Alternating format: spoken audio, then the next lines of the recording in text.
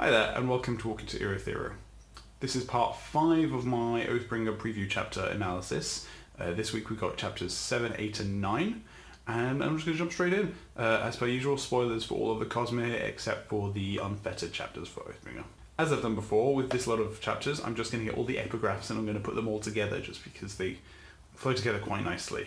This week's epigraphs read, "I did not die, I experienced something worse. That moment notwithstanding, I can honestly say, this book has been brewing in me since my youth.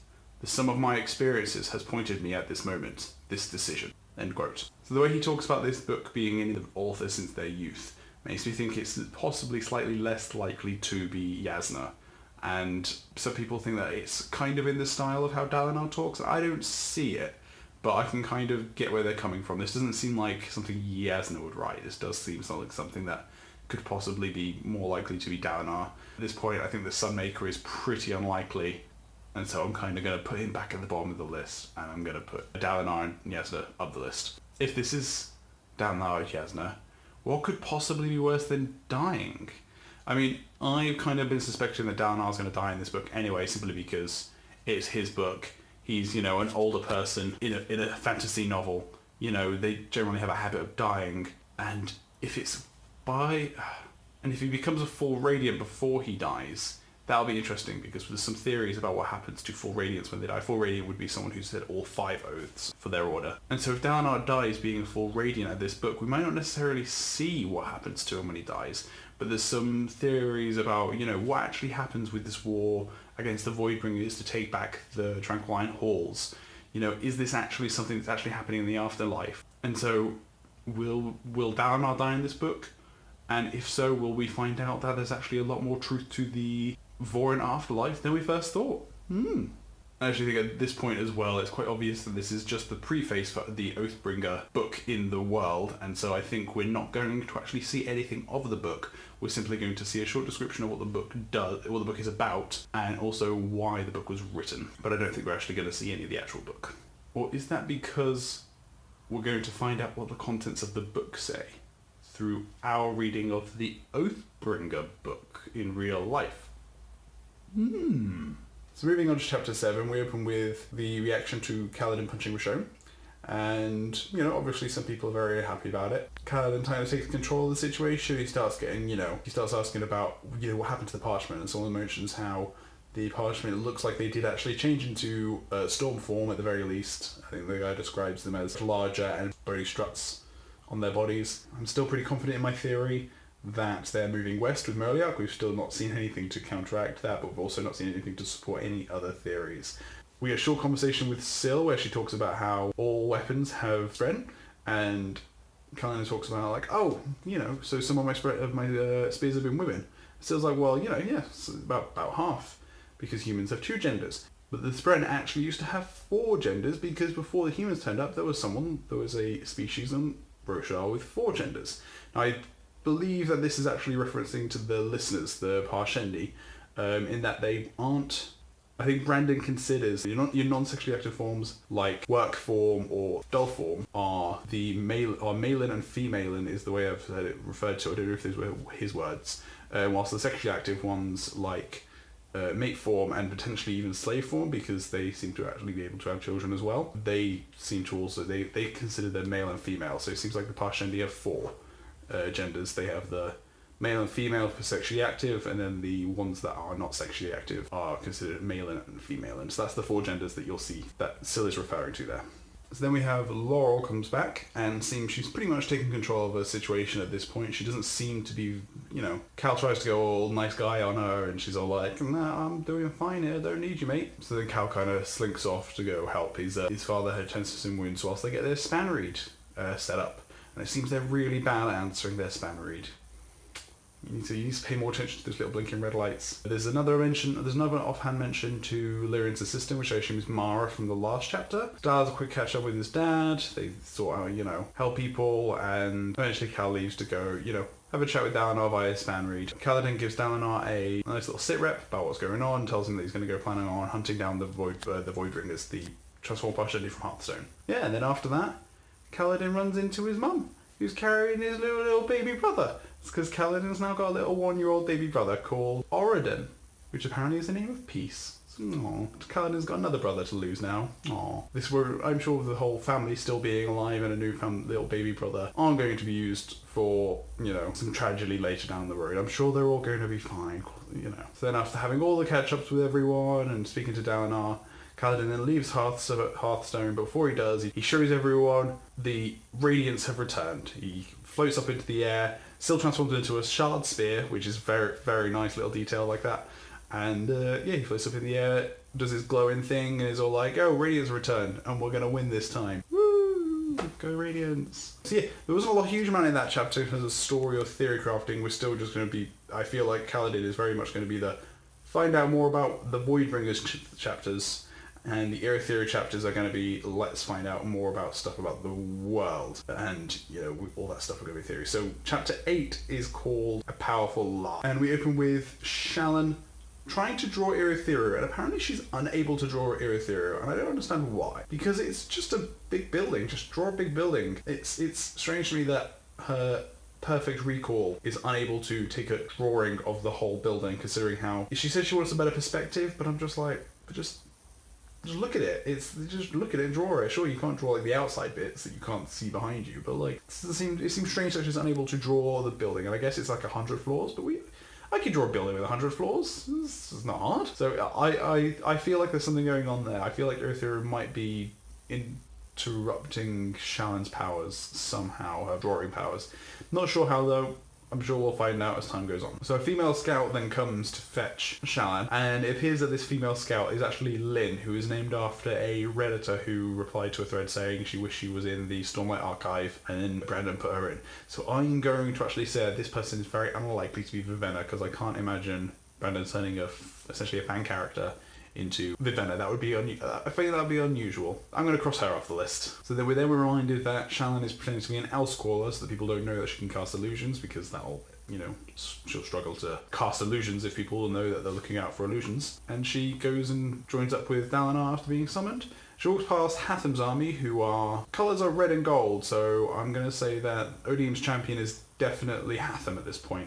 So Shallan joins Adolin, Renarin, Dalinar and Navani in Dalinar and Navani's rooms to help talk about unifying Roshar. And it's mentioned that Renarin is cold. Now, why is Renarin cold? And the exact quote goes like this. He wore his Bridge U4 uniform, but he had a blanket over his shoulders and was holding a steaming cup of tea, though the room wasn't particularly cold. End quote. So he's cold for some reason, and I have a theory, but it's based on information that's not publicly available, so I can't say it. But it's very strange that he is cold. But there we go. Who knows? There's something going on there with that lad. There's mention of a warlord in Tukar, and my first thought was he's claiming to be an aspect of the Almighty. My first thought was he's another proto-bondsmith. He might be the bondsmith number 3 we're thinking of. There's a few theories of who Bondsmith number 2 is going to be, but Bondsmith number 3, I don't think there's any theories on so far. And so my first thought was he might end up being Bondsmith number 3. I saw Argent posting that he thought that this was Isha, and I will agree that it is quite likely that this could be a herald. I don't necessarily mean I think this is Isha. It could be Zarian. It could be one of the others. It could be Kalek. It's been 6 years since the Gavilar's feast. And so some of the heralds might have been a bit busy since then. We'll have to wait and see. I'm sure we're going to find out about them very soon. Adolin mentions that Dalinar is probably the only one who could intimidate the forces of nature on Roshar, and I'm hoping the irony of that is not lost on anyone. So as they're talking about Roshar, Dalinar talks about how he wishes he could see all of Roshar, and Shallan describes a pulling coming from him. Her exact words were, she feels a leaping within her, as if part of her were being pulled by him. She also describes it as a tugging. And at this point, she then breathes in light, breathes it upon the map that Dalinar's looking at. The light then leaves the map, passes between Shallan and Dalinar, and then bursts out into the room to create a huge map of Roshar. Now this is very interesting, because it seems that there is a mixture of Dalinar and Shallan at work here. And Dalinar even said that the Stormfather is involved as well, because this is a map of what he has seen as Roshar. And he even describes it as something that's not me, not you, but us, which is actually the exact same wording that I believe Syl uses when describing how Syl and Kaladin are able to surge bind. It's not just one of them doing it, it's both of them and the bond between them. So I have a feeling what he's basically trying to say here is there was a small bond, or some sort of bond between Shallan and Dalinar was formed there, and together their powers allowed them to make a giant map of Roshar. And I find that very interesting, because I feel like this means that the bondsmiths are able to create bonds with other Radiants and do stuff with those bonds, and do something with those Radiant's abilities. During this conversation, Dalinar also mentions the black-armoured, red-eyed champion, and Renarin, with 9 shadows.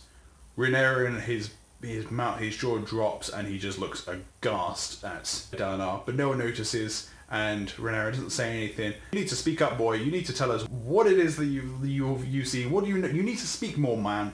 Someone needs to talk to Renarin and be like, yo, what's up? What's going on? They then list off all of the Oath Gates in Roshar, and it's nice to finally get a little confirmation of all of these different places. So as they list them off, they are an Oath Gate in Azimir, in Azir. There's one hidden in Shinovar. There's one in Panathum, which is the capital of Barbathanum. We have Ral Alorum, which is the City of Shadows in Eri. There's Kurth in Rira. We have one lost in Amir, but there's one in Yarkaved. It's not said where it is, but we're going to assume Vadanar.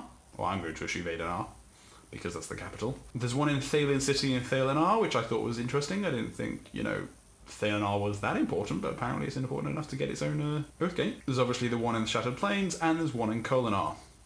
They've still not heard anything from Kholinar, and considering how there was riots going on, and then it's more than likely probably the largest population of Parshmen in Roshar, or maybe just in Alethkar.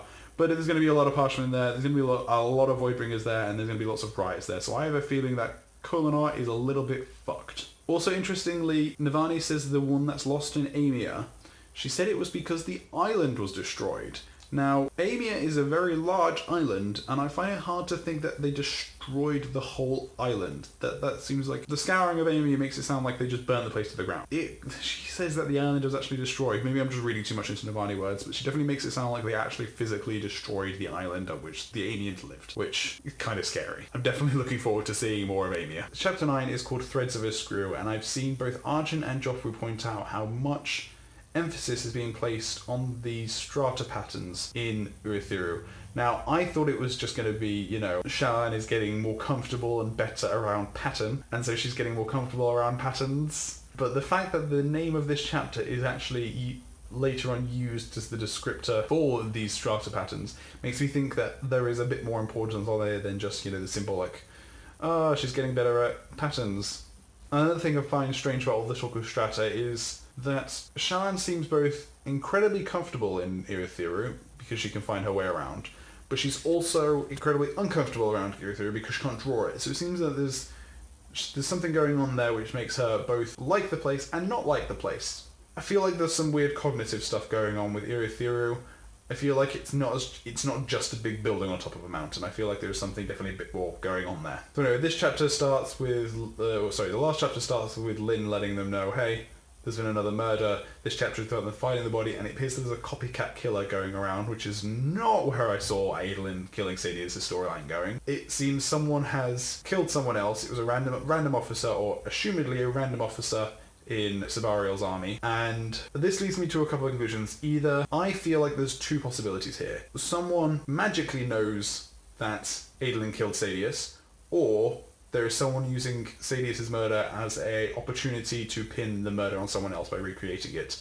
So, because the reason I say this is because the only people who saw Sadeas' body as it was were the people immediately with Dalinar when they found the body, and also a bunch of Bridge 4 and some of Sadeas' troops. So, if it is a copycat killer, it's most likely going to be the Ghostbloods, who probably had someone within that group of people that saw Sadeas' body when it was first found, or it's Eli, who is Sadeas' widow, and the troops told her about it. I don't know what her possibilities are, but I feel like, maybe she just wants to make sure that the murder gets investigated properly.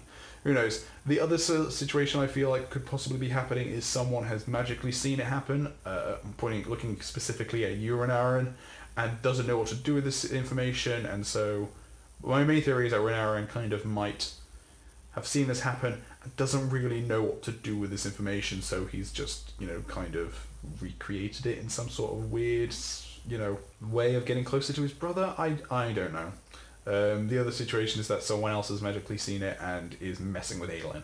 So I feel like there's 2 or 3 possibilities there. At this point it goes Ghostbloods and Eli, Renarin, someone else is messing with Adolin.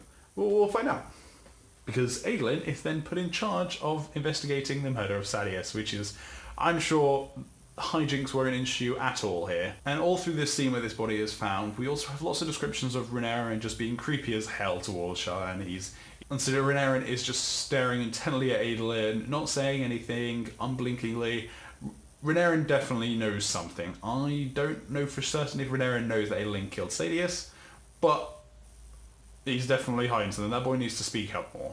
And then, yeah, that's the end of the chapters. So there was a little bit to talk about, and the new Bondsmith powers, which were nice to see. It's interesting to find out what they can actually do. It seems there's some sort of like supercharging going on there. We're getting a bit of progression with Shallan, we're getting a bit of progression with Kaladin's storyline, and Adolin's in trouble. And Renarin needs to speak up. You need to talk more, lad. You need to stop being so creepy and knowing. You, Renarin, you. Anyway, thank you for watching. Leave a comment down below, or you can chat to me on Discord, or leave a reply on the 17th shard topic for this. And so, thank you for watching, and I'll see you next week where we can continue walking to Urithiru. Bye!